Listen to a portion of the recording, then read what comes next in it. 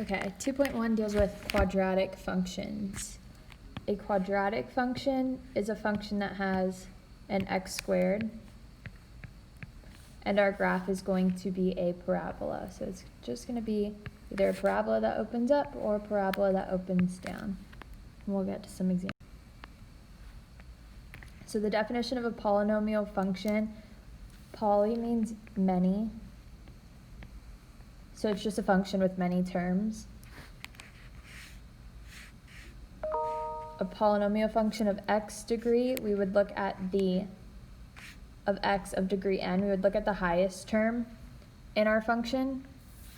So right now we're just going to focus on quadratic, so we're focusing on x squareds. So our highest term is going to be x squared.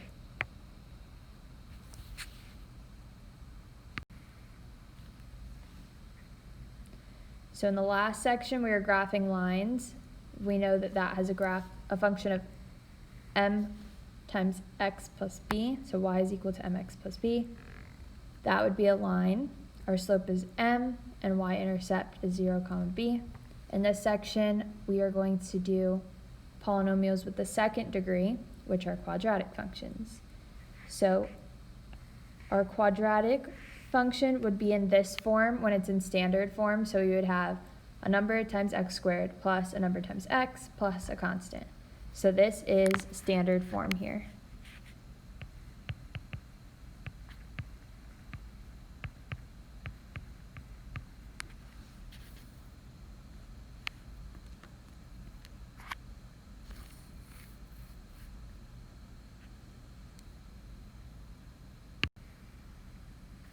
The graph of a quadratic function is a special type of U-shaped curve called a parabola. So our graph of our quadratic is going to be a parabola. This should be nothing new. I know you guys have all done this in Algebra 2. So that's why I'm just kind of speeding through these. All parabolas are symmetric with respect to a line called the axis of symmetry, or simply the axis of the parabola. The point where the axis intersects the parabola is called the vertex of the parabola. So if we had a parabola, the line that goes down the middle of it would be our axis of symmetry, because it's symmetrical on both sides of this line.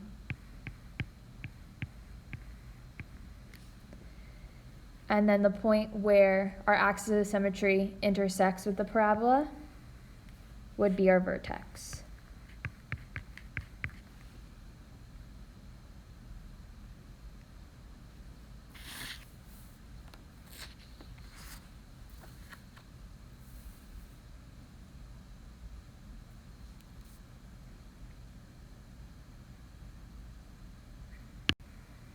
The next couple slides, we just have basic characteristics of quadratic functions. So here it tells us that our domain is all real numbers. Our range, our graph starts at 0 and then goes to infinity.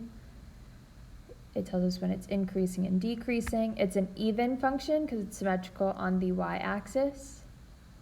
And our axis of symmetry would be x is equal to 0. When it opens up, we have a minimum. So our vertex here would be our minimum point. If it opens down, then we have a maximum.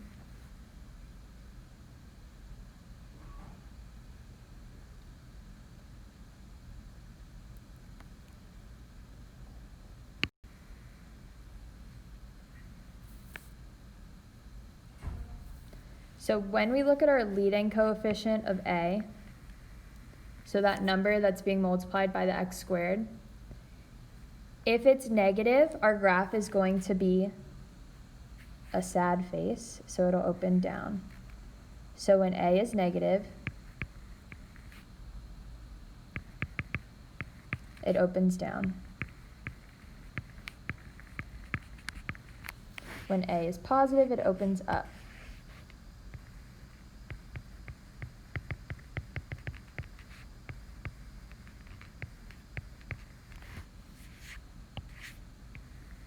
And that a is the number that's being multiplied by our x squared. So our leading coefficient.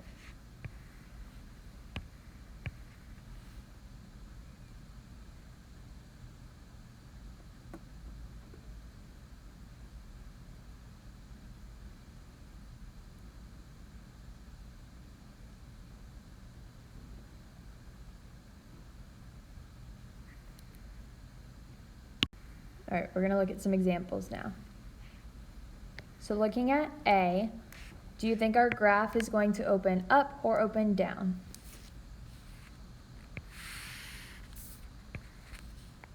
Be down? Down. Going down. So since this leading coefficient is negative, it opens down.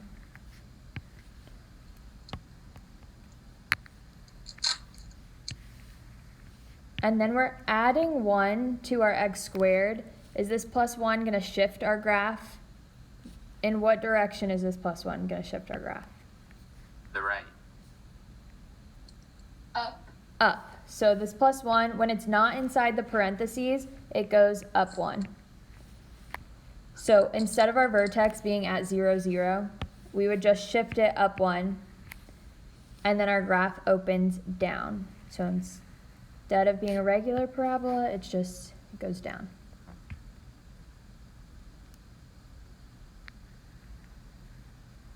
Another way we could graph this, if we didn't know that that plus 1 was going to shift our graph up, we could plug in numbers for x and get values for y, and then just graph those points.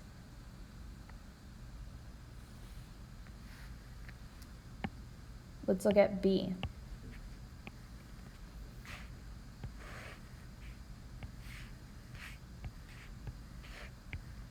Is this going to open up or down?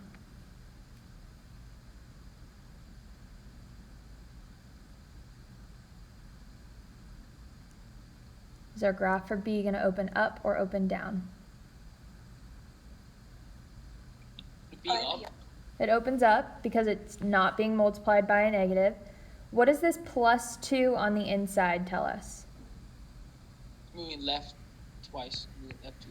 Perfect. We go to the left 2 units, and then what does this minus 3 on the outside tell us? Down 3. Awesome. That we go down 3. So instead of starting at 0, 0, we're going to go down 3 and to the left 2. So our new vertex is going to be at -2, 3, and then we said that this opens up.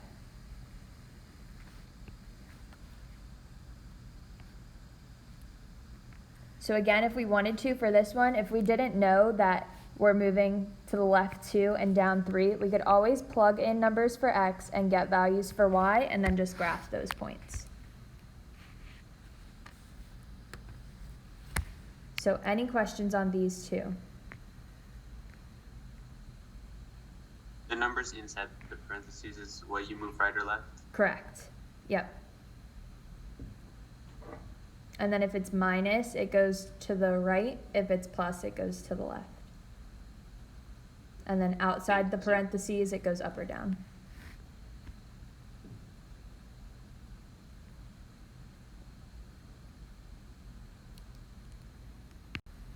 All right, this slide has the answer to number 1. So the next slide is the solution number 1, which we just did. And then the next one has the solution to part B, which we just did. So you can skip the next 2 slides.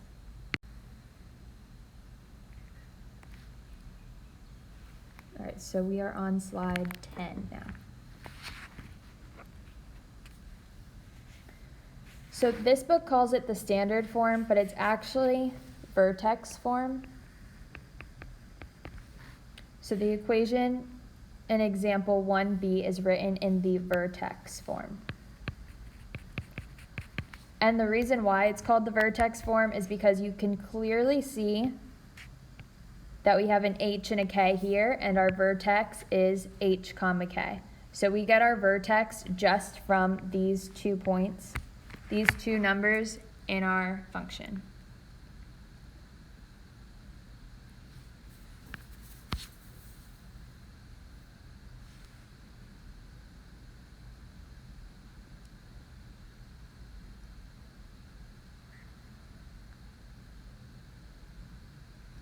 What do you think the axis of symmetry here would be?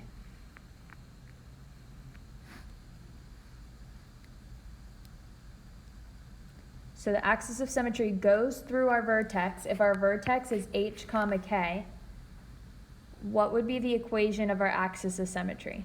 What's the equation of that vertical line?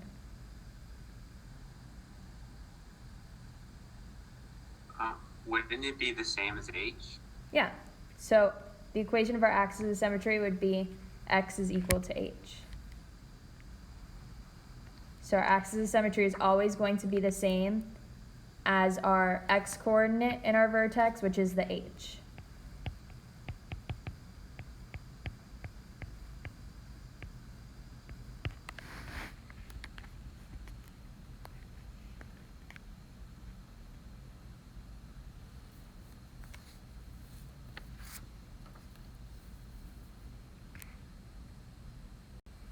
All right, this example we're going to skip for now. We're going to come right back to it. So we need to describe the graph and identify the vertex. So first thing we're going to do is find our vertex. We know our vertex is negative b over 2a.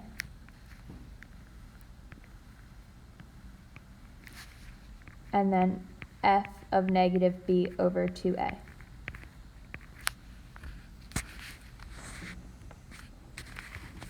And we get our a from our first value in front of the x squared, and our b from the number in front of the x. And then the 7 would be our c, but we don't need that for our vertex.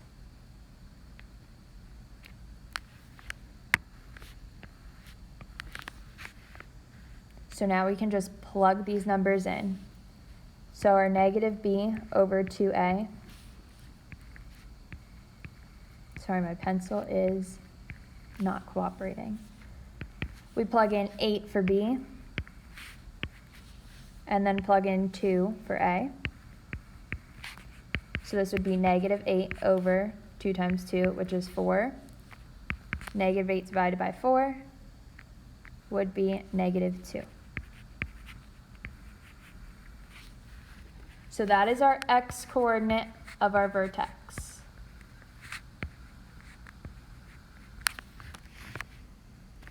Now what do we need to do to find the y coordinate?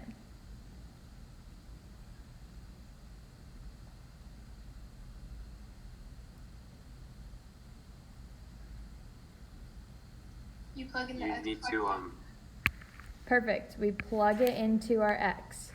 So we have 2 times negative 2 squared plus 8 times negative 2 plus 7. And then we just solve. So negative 2 squared would be 4. 2 times 4 is 8.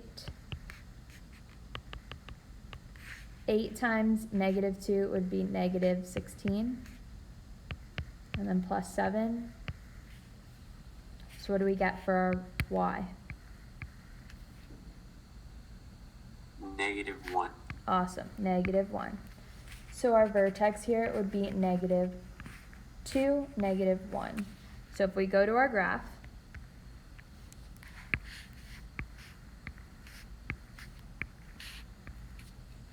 we're going to go to the left 2, down 1. That's going to be our vertex. Is our graph going to open up or open down? Up. Up. So our graph is going to look like this.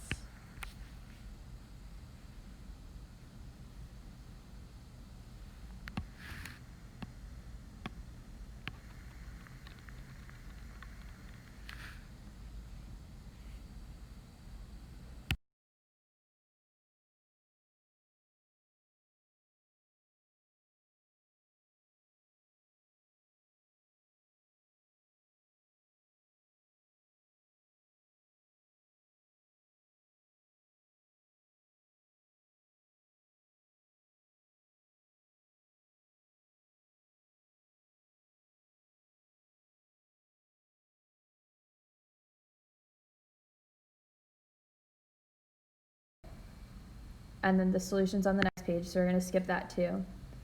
So we're going to go to slide 13, finding the minimum or maximum values. So again, if our graph opens up, we're going to have a minimum value here. If our graph opens down, then we have a maximum value. the max and min are always going to be at our vertex.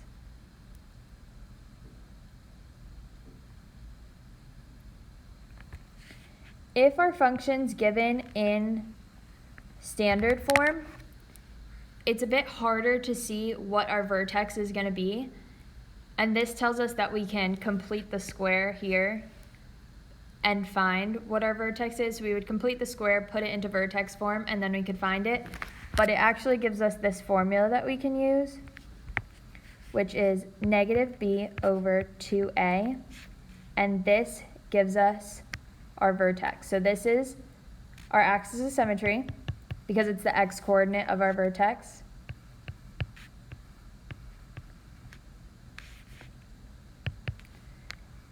And then our vertex would just be this negative b over 2a.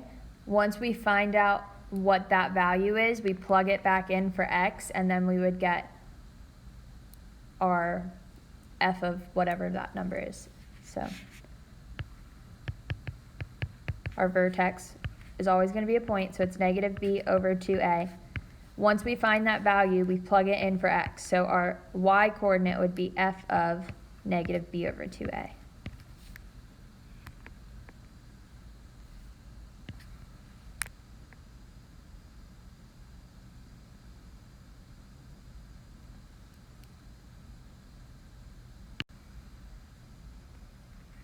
So to find the max and min values,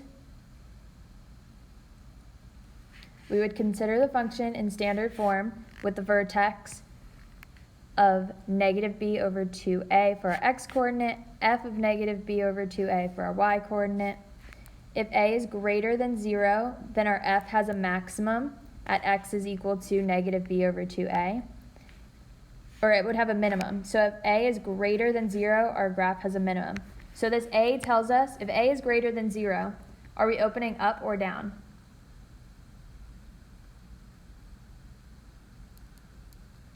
Up. We open up. So again, if our graph opens up, then we have a minimum value. And our minimum value is the y value in our graph.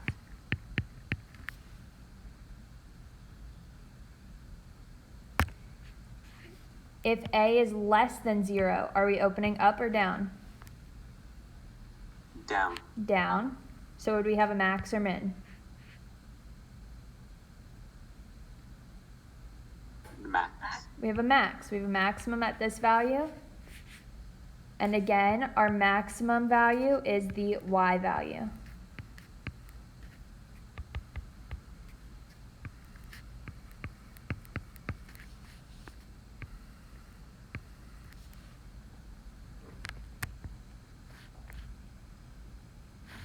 Okay, so we're going to go back to